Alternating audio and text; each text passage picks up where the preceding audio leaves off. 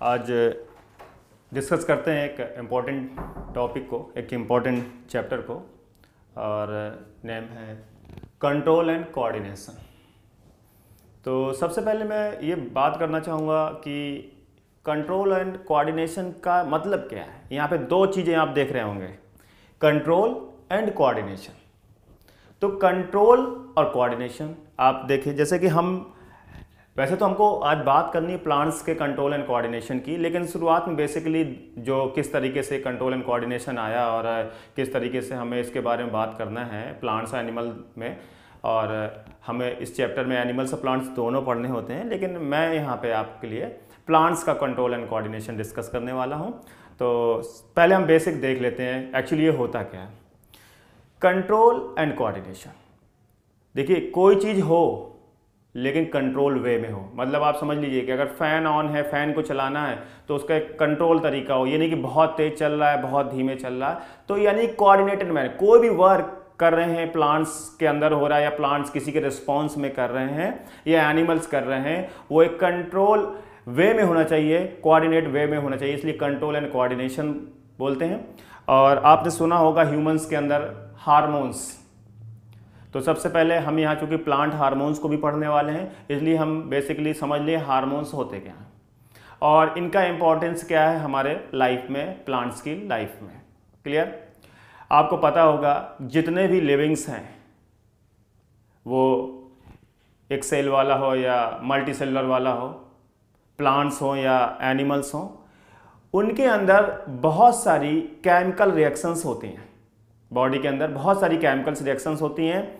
और मैं बता दूं आपको, जितने भी लिविंग्स में अगर एनिमल की बात करते हैं तो अगर एक एनिमल के अंदर थाउजेंड्स रिएक्शंस हो रही हैं तो बिना हार्मोन्स के वो नहीं होंगी, यानी थाउजेंड्स रिएक्शंस होंगे तो एटलीस्ट 1000 हार्मोन भी होंगे। तो इन हार्मोन्स का क्या काम है मैं बता दूं आपको।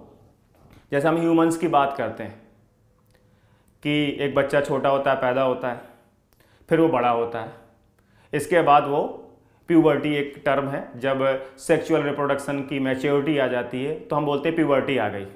और हम लोगों के अंदर देखते हैं हम लोगों को अलग से कैरेक्टर्स कुछ आने लगते हैं, मूछें आना, दाढ़ी आना, ठीक है ना, और इस तरीके से स्पर्म का बनना, ये सारी चीज़ें। तो ये एक टाइम है जो एक फेज ख़त्म हो चुका है, यानी कि हर लिविंग की फेज के लाइफ में 3 फेज होते हैं।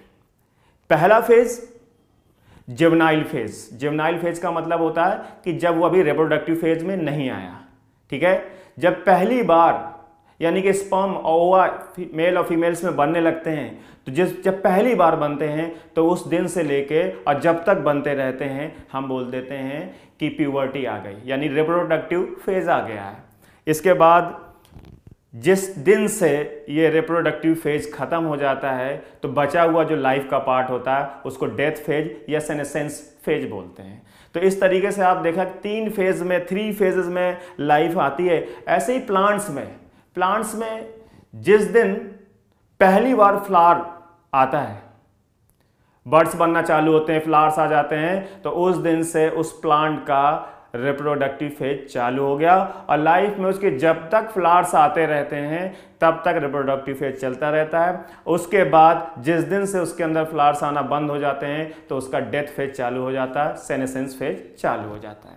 तो ये 3 फेज हैं प्लांट्स के लाइफ में। एक फ्लावरिंग प्लांट्स की बात करते हैं हम लोग, तो आपने देखा होगा कि जब प्लांट छोटे होते हैं, एज होते हैं, उस टाइम पे फ्लावर्स नहीं आते हैं, लेकिन एक पर्टिकुलर टाइम में फ्लावर्स आने लगते हैं। इसका मतलब कुछ चेंज हुआ है और ये होता है हार्मोनल चेंज। प्लांट के अंदर ग्रोथ हार्मोन अलग अलग टाइम पे अलग अलग फंक्शन को परफॉर्म करते हैं। इसी तरीके से ह्यूमंस में देखा जाए, एनिमल्स में देखा जाए, आपने बहुत बार पढ़ा होगा ग्रोथ हार्मोन्स के बारे में, सेक्स हार्मोन्स के बारे में, ठीक है ना। तो ये जो प्यूबर्टी में आते हैं और ये हार्मोन्स टाइम टू टाइम अलग अलग इवेंट्स हमारे लिए क्रिएट करते हैं। फॉर एग्जाम्पल कि अगर एक हार्मोन है सेक्स हार्मोन, मान लीजिए स्टेरॉयड हार्मोन, बहुत सारे हम लोग पढ़ते हैं, ठीक है ना, सेक्स हार्मोन्स के नाम पढ़ते हैं, ठीक है। ओवरी से निकलने वाले, टेस्टिस से निकलने वाले, ये बचपन से नहीं निकलते हैं, जब बच्चा छोटा होता है पेट के अंदर, यानी कि उस टाइम पे जब डेवलप हो रहा होता है, जेस्टेशन पीरियड पे होता है, 9 मंथ के लिए अंदर होता है, तो उस टाइम ही उसके अंदर स्पर्म और ओवा बनाने वाली सेल्स बन जाते हैं। लेकिन वो मैच्योर तब होते हैं जब वो अपनी प्यूबर्टी के एज में आ जाता है। वो क्यों? क्योंकि जब प्यूबर्टी की एज आती है उस टाइम पे सेक्स हार्मोन सिक्रीट होते हैं और ये हार्मोन उन इमैच्योर स्पर्म ओवा को मैच्योर करता है। हम बोलते हैं कि यहाँ से प्यूबर्टी चालू हो गई है। इसी तरह प्लांट्स का भी एक टाइम है और हर तरीके के हार्मोन्स का एक अपना टाइम होता है, उस टाइम पे ही ये काम करते हैं। ठीक है, क्लियर बात? तो यानी कि हार्मोन का काम है, यहाँ पे हम अलग अलग प्लांट हार्मोन्स को पढ़ेंगे और उनके काम भी बताएंगे किसका क्या काम। दूसरी बात, सेंस की बात करते हैं। सेंस होता क्या है? देखिए, एक लिविंग जिस एनवायरनमेंट में रहता है वो हमेशा उस एनवायरनमेंट के कांटेक्ट में रहकर जो भी एनवायरनमेंट में हो रहा हो, जाड़ा, गर्मी, बरसात, कुछ भी, ठंडा, गर्म, कुछ भी, उसको पता चल जाता है। अगर हम बहुत सारे प्लांट्स आप देखते हैं, आपने एक नाम सुना होगा छुई मुई का प्लांट। छुई मुई या उसको टच मी नॉट भी बोल सकते हैं, या साइंटिफिकली बोला जाए तो हम उसको मिमोसा पुडिका बोलते हैं। तो मिमोसा पुडिका तो जनरली लोग देखते हैं कि हम जैसे ही उसको टच करते हैं उसका लीफ फॉल हो जाता है, ड्रॉप, मतलब नीचे नहीं गिरता, मुरझा जाता है। ठीक है ना, ड्रॉपिंग बोलते हैं इसको। जो पहले जो टर्गर प्रेशर की वजह से टाइट था वो लीफ क्या हो गए, ड्रॉप हो गए। तो ये क्यों होता है? हमारे छूने पे ऐसा उसको क्या पता चल गया? यानी कि हमारा एक सेंस जो टच वाला था, हमने उसको जैसे ही टच किया उसे पता चल गया और पता चलते ही वो क्या हुआ, ड्रॉप हो गया। इसका मतलब कि प्लांट्स में भी सेंस होता है। इसलिए यानी कि हम अपने में तो पढ़ते हैं ब्रेन है, स्पाइनल कॉर्ड है, न्यूरॉन्स है, लेकिन प्लांट्स में ना तो कोई ब्रेन दिख रहा, ना कोई नर्व सेल दिख रही है, ना कोई इस तरह का जो हम लोगों में ब्रेन के टिश्यू होते हैं ऐसा कुछ नहीं दिखता, ना कोई इस तरह का सेंस ऑर्गन, जैसे हमारे आँख है एक सेंस ऑर्गन, हमारा टंग है जो टेस्ट को पहचानता है, नोज है जो स्मेल को पहचानता है, हम लोग किसी चीज़ को छूते हैं तो ठंडा गर्म पता चल जाता है। इसी तरह प्लांट्स में भी सेंस होते हैं। हालांकि हमारे तरह वेल डेवलप्ड ऑर्गन नहीं है जिन्हें हम अलग अलग बता सकते हैं, लेकिन उनका भी एक सेंसरी सिस्टम होता है जो एनवायरनमेंट में होने वाले चेंजेस को पहचानता है और उसके हिसाब से रिस्पॉन्स करता है। यानी कि जो बाहर से कोई भी रिस्पॉन्स आता है हम उसको बोलते हैं स्टिमुलस। स्टिमुलस वो ठंडा भी हो सकता है, वो गर्म चीज़ भी हो सकती है, वो लाइट भी हो सकती है, वो कोई केमिकल हो सकता है, या वो किसी तरीके का इलेक्ट्रिक शॉक वगैरह, ये सब हो सकते हैं। इनको बोलते हैं स्टिमुलस। और हर प्लांट इन सारे स्टिमुलस के हिसाब से मूवमेंट करता है और अपना जो भी एक्शन है वो देता है। तो इसको बोलते हैं control and coordination in plants, जहाँ पे हमें प्लांट्स का सेंसरी सिस्टम देखना, किस तरीके से किन चीज़ों के लिए वो रिस्पॉन्स करता है और कितने टाइप के हार्मोन्स होते हैं, उन हार्मोन्स का अपना क्या क्या काम है। तो ये सारे आज हम देखेंगे प्लांट्स के उसमें। एक चीज़ ध्यान रखिएगा, प्लांट्स में कोई नर्व सेल्स नहीं होती है, प्लांट्स में कोई सेंसरी ऑर्गन इस तरीके का नहीं होता, फिर भी प्लांट्स एनवायरनमेंट में होने वाले चेंजेस को आसानी से डिटेक्ट करता है और उसके हिसाब से रिस्पॉन्स करता है। मैंने आपको छुई मुई का एक एग्जाम्पल दिया, ऐसे बहुत सारे प्लांट्स हैं। आपने देखा होगा, सुना होगा कि इंसेक्टिवोरस प्लांट। इंसेक्टिवोरस का मतलब इंसेक्ट को खा जाने वाले प्लांट्स। तो क्यों इंसेक्ट को खाते हैं और उन्हें कैसे पता चल गया कि इंसेक्ट आ गया है? क्योंकि उनको नीड है किसी केमिकल की जो खुद नहीं बना सकते हैं या एनवायरनमेंट से इस तरीके से नहीं ले सकते हैं, इसलिए उन्हें इंसेक्ट से लेना पड़ता है। For example nitrogen. नाइट्रोजन बहुत ज़्यादा एसेंशियल, मोस्ट एसेंशियल एलिमेंट समझ लीजिए नाइट्रोजन को। नाइट्रोजन एक मोस्ट एसेंशियल एलिमेंट है। और क्यों है बताइए? इसलिए है कि आपने देखा होगा या सुना है नाम डीएनए, प्रोटीन, ये सारे नाम सुन रखे हैं। डीएनए अगर आप देखेंगे कि एक डीएनए का मॉलिक्यूल जिसको हम जेनेटिक मटेरियल बोलते हैं, वो प्लांट में भी होता है, एनिमल भी होता है, बैक्टीरिया वगैरह, हर जगह जो भी कोई इस यूनिवर्स में लिविंग की प्रॉपर्टी शो करता है उसके अंदर जेनेटिक मटेरियल जरूर होगा जो कि डीएनए आरएनए होता है। ठीक है, इसके अलावा प्रोटीन होगा जो कि जीन के ट्रांसलेशन से बनता है, प्लांट्स में भी एनिमल्स में भी। क्लियर है? तो डीएनए बनने के लिए 3 चीजें बहुत जरूरी हैं, या प्रोटीन बनने के लिए कुछ चीजें बहुत जरूरी हैं। अगर वो चीजें प्लांट या एनिमल को नहीं मिलेंगी तो ना तो उसका डीएनए बनेगा ना उसमें प्रोटीन बनेगा। जब डीएनए ही नहीं बनेगा तो हम कैसे बनेंगे? जब सेल के अंदर डीएनए नहीं है, उसका जेनेटिक मटेरियल नहीं है, तो कैसे बनेगा? क्योंकि डीएनए बना होता है मिलके, एक तो शुगर चाहिए डीएनए को बनाने के लिए, एक उसको फास्फेट चाहिए और एक चाहिए उसको नाइट्रोजन बेस। तो अगर हम देखें कि डीएनए को बनने के लिए शुगर चाहिए, फास्फेट चाहिए, नाइट्रोजन बेस चाहिए, जब नाइट्रोजन ही नहीं होगा तो उसका डीएनए नहीं बनेगा। तो प्लांट का जब डीएनए नहीं बनेगा तो प्लांट का सर्वाइवल मुश्किल हो जाएगा, एग्जिस्टेंस खत्म हो जाएगा। इसी तरह अगर प्लांट को प्रोटीन बनाने हैं तो प्रोटीन में नाइट्रोजन चाहिए एक एंड पे कार्बोक्सिलिक चाहिए, एसिड का पार्ट चाहिए, तो नाइट्रोजन नहीं तो प्रोटीन नहीं।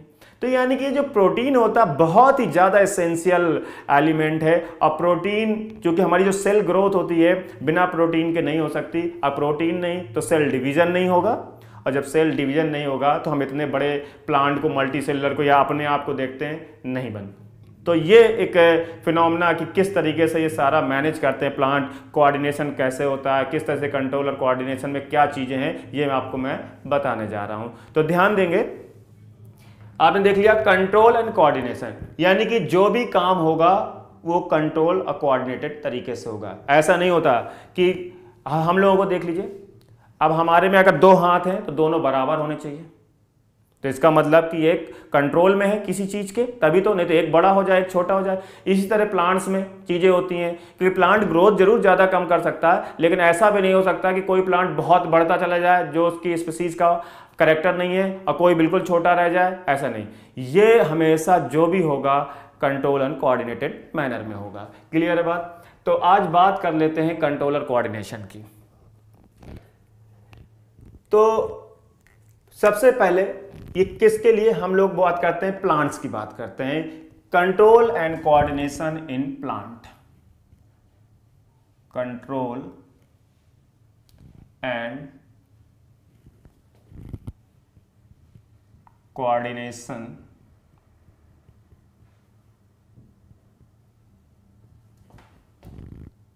In plants, control and coordination in plants.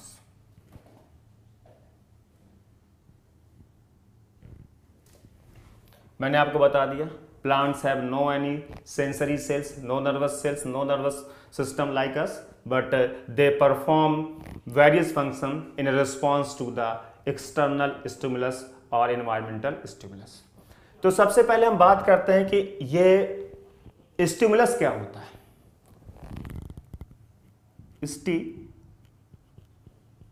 क्या होता है? देखिए, जो स्टिमुलस है वो एक तरह का सिग्नल है। जैसे कि हम प्लांट को टच कर रहे हैं तो ये टच का स्टिमुलस है, सनलाइट आ रही है तो लाइट का स्टिमुलस है, किसी केमिकल का इफेक्ट पड़ रहा है तो केमिकल स्टिमुलस है, वाटर का इफेक्ट पड़ रहा है तो ये हाइड्रो यानी कि वाटर का स्टिमुलस है। इस तरीके से इन्वायरमेंट से बहुत सारे स्टिमुलस आ सकते हैं, यानी कि इन्वायरमेंट में होने वाली कोई भी चीज जिससे किसी एक लिविंग को फर्क पड़े, उन सब चीजों को स्टिमुलस बोलते हैं। तो स्टिमुलस में भी लाइट हो सकता है, केमिकल हो सकता है, टच हो सकता है, और इलेक्ट्रिक करंट भी हो सकता है,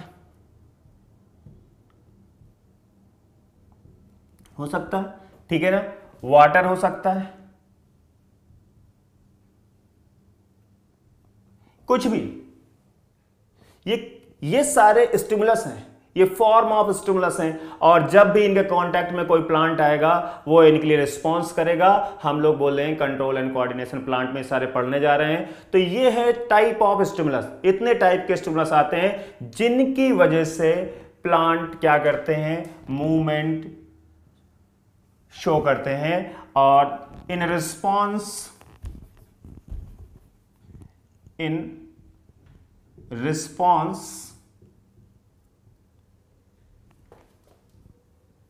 to these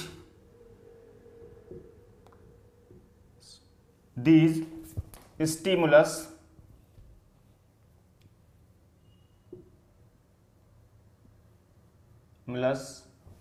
क्या करेंगे plant? In response to these stimulus plants shows various movement.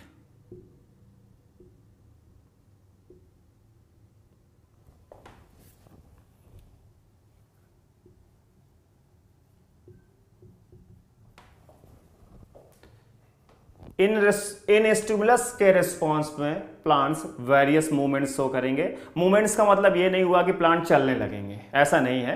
Movements का मतलब होता है कि जैसे आपको पता है कि हमने छुई को प्लांट को छू लिया तो क्या हुआ, ड्रॉप हो गया, तो ये तो मूवमेंट हुआ ना। देखिए लोकोमोशन एक अलग चीज होता है। लोकोमोशन का मतलब कि जगह चेंज करनी पड़ती है, लेकिन मूवमेंट खड़े खड़े भी कर सकते हैं। मैं हाथ अपना हिला रहा हूं, this is a movement. Plant हिल डुल रहा है, this is a movement. Plant बड़ा हो रहा है, दिस इज द मूवमेंट। तो मूवमेंट का मतलब ये नहीं कि जगह छोड़ के जा रहा है, किसी भी तरह का। और मूवमेंट्स जो हो सकते हैं टूवर्ड्स या नेगेटिव हो सकते हैं। तो ये जो मूवमेंट्स होते हैं ये पॉजिटिव और नेगेटिव दोनों सकते हैं। और मूवमेंट्स में भी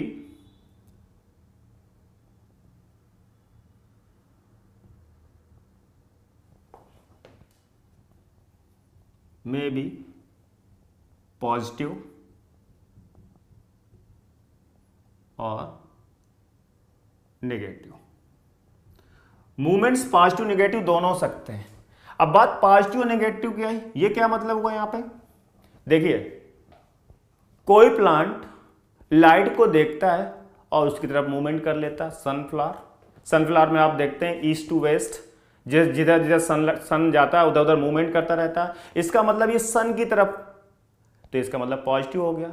और अगर कोई प्लांट्स ऐसे हैं या कोई एनिमल ऐसे हैं जो सनलाइट से दूर कर रहे हैं, अपोजिट मूवमेंट कर रहे हैं, तो हम उनको नेगेटिव बोलते हैं। फॉर एग्जाम्पल एक प्लांट में आप देखोगे कि अगर मैं एक प्लांट की बात करता हूं, ये एक प्लांट है, उसकी रूट है, ये उसका स्टेम है, ये एक प्लांट है। इस तरीके से प्लांट का एक पार्ट रूट जो जमीन के नीचे है और एक पार्ट जो एरियल पार्ट जिसको बोलते हैं जो यहां जमीन के ऊपर है। आप देखोगे स्टेम हमेशा, जो इसका मेन स्टेम है, हमेशा सन की तरफ मूव करता है, ऊपर की तरफ। तो सन के लिए क्या हुआ, लाइट के लिए पॉजिटिव हुआ। और रूट हमेशा नीचे को जाते हैं इसलिए नेगेटिव हुआ। These are the positive and negative movements. Okay, इस तरह बहुत सारे मूवमेंट्स होंगे जो कि पॉजिटिव और नेगेटिव होंगे। क्लियर है बात?